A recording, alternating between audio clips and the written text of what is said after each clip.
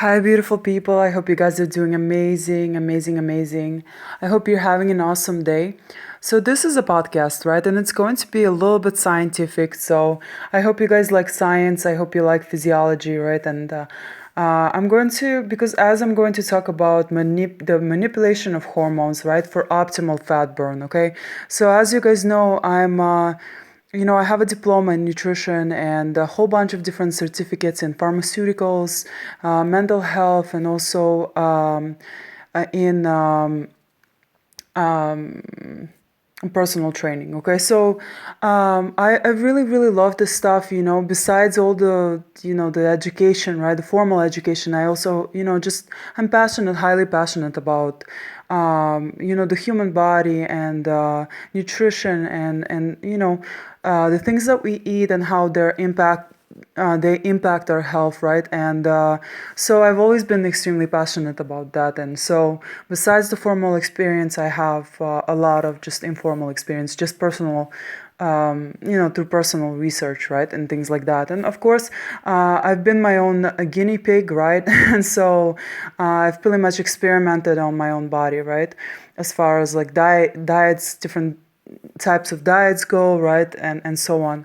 But anyways, guys, if you are interested in purchasing a course, okay, feel free to do so because my video course is extremely amazing.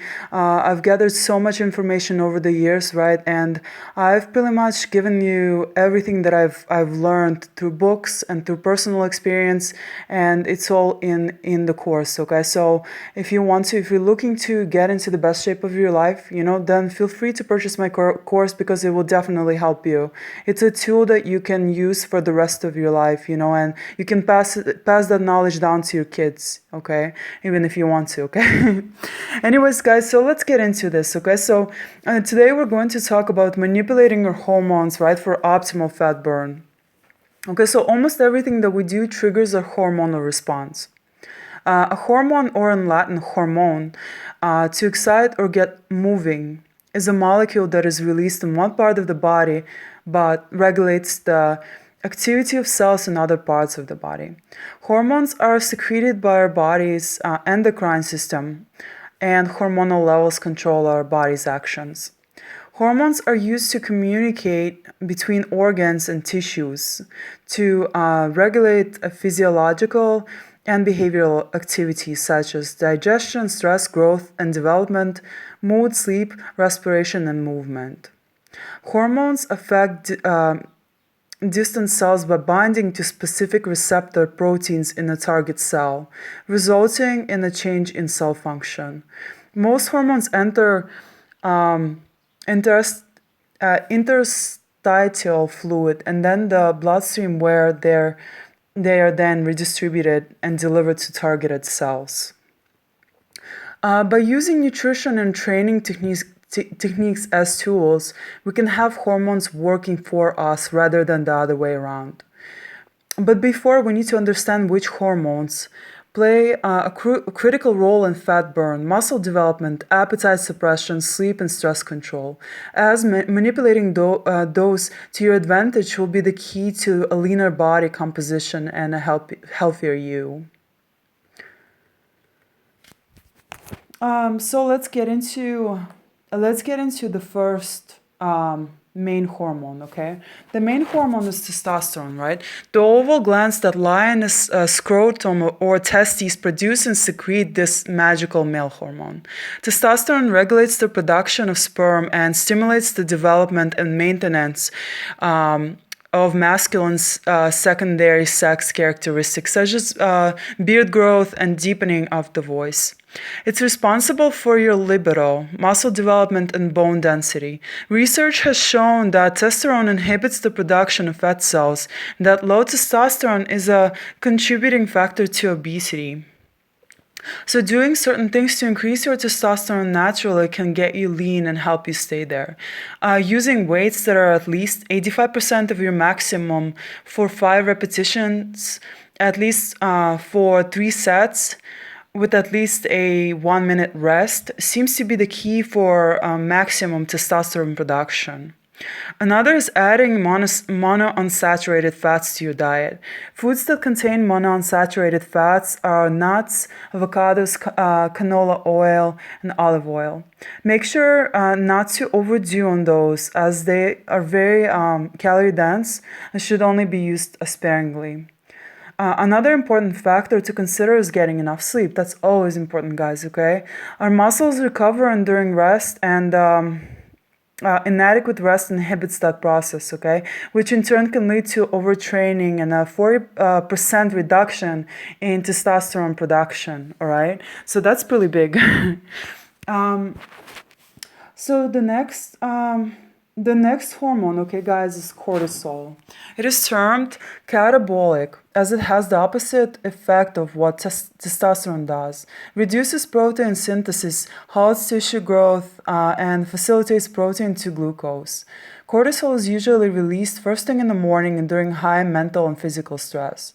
It is imperative to keep cortisol under control because this will ensure that the built muscle stays built and in turn fat has a cozy place to be burned, okay? As fat is burned in the muscle, okay? So more muscle means a higher metabolism, and a higher metabolism translates to optimal fat burn, okay, and a leaner body. So how do we make sure that cortisol isn't impacting our fat burn? By burning away all of our precious muscles. Well, there are several things one can do, okay? First, make sure that you incorporate both cardio and weightlifting into your daily routine. The release of endorphins and human growth hormone during training will offset any cortisol that is released. The key here is not to overtrain, okay? Producing excess cortisol, okay, guys? By overtraining, you produce too much cortisol. Remember that, okay? So, but to do just enough, right? You need to do just enough to adequately stimulate the aerobic and muscular system, okay? Weight training should be kept to no more than 45 minutes, while aerobic exercises should be between 30 to 45 minutes, okay? If you do an hour, that's fine too, okay? But just make sure not to go over 1 hour, okay? That's too much.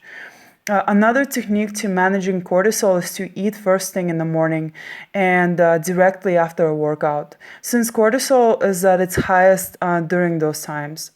Breathing exercises during times of stress might also relieve some of the negative impacts of cortisol, so it is best to incorporate those before presentations at work, traffic, and events that trigger eustress, right, or de-stress, which is like bad stress basically. Okay, there are different types of stress, guys, right? There's bad stress and good stress, okay? So that's bad stress.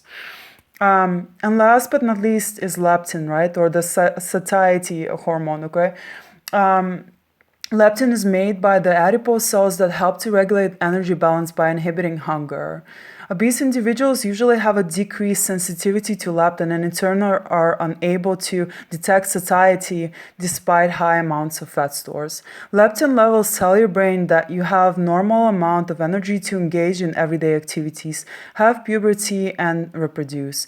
Trouble is when people eat less, then they lose some fat, and that means the production of leptin is decreased. Now that your brain senses that your energy expenditure is below your normal threshold, it thinks that you're starving and goes into overdrive to get your leptin levels back to normal. What does that mean for fat loss and your goals? Not good, okay? It means your hunger is increased significantly and you think there isn't much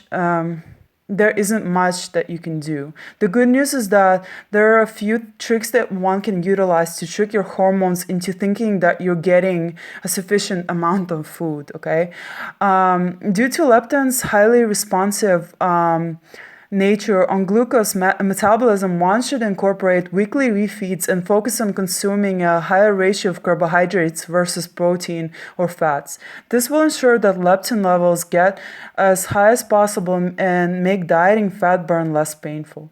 Usually, refeed should consist of 20 to 50% more calories than maintenance. It can be maintained for 12 hours to 2 days, okay?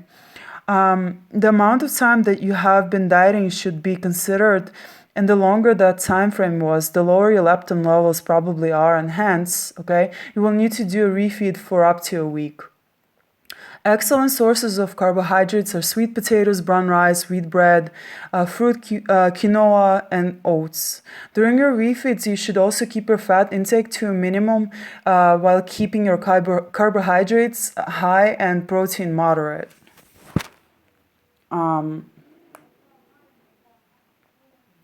Anyways, guys, okay, so I'm wrapping up here, okay? So in conclusion, okay, hormones can be manipulated and used to our advantage when proper training is utilized and certain dieting methods, techniques are incorporated, right, guys? Anyways, and I do talk about those techniques like such as calorie cycling, right, and carbohydrate cycling, and other techniques in my course, okay? So feel free to check it out, guys. You'll really, really like it. Anyway, so maximum fat burn and optimal body composition maintenance is possible, right, by increasing testosterone and maintaining a higher metabolism, because muscle is more metabolically active than fat, okay? Keeping cortisol in homeostasis by keeping stress low and making sure to perform just the right mix of strength training and aerobic exercises, okay? And lastly, tricking your body into thinking that it's getting enough energy by incorporating consistent carbohydrate refeeds, right? And thus keeping leptin under control, okay? That's what a lot of bodybuilders do, by the way, guys, okay? Anyways, I hope you really enjoyed this, guys. So much love to you. I love you guys so much, okay? I hope you learned from this, and stay tuned for my videos. And if you haven't subscribed yet, please subscribe. Thank you so much, guys, okay? I love you so much. Bye-bye.